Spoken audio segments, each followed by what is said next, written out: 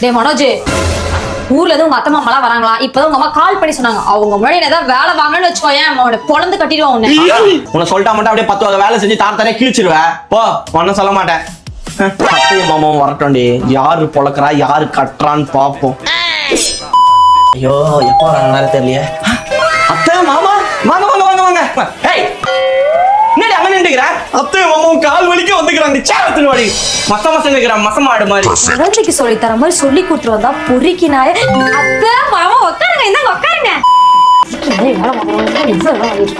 ஏய் ஏய், என்னடி அங்க பார்த்து போ, அத்தைக்கு மாமாவுக்கு காஃபி எடுத்துரும் போ.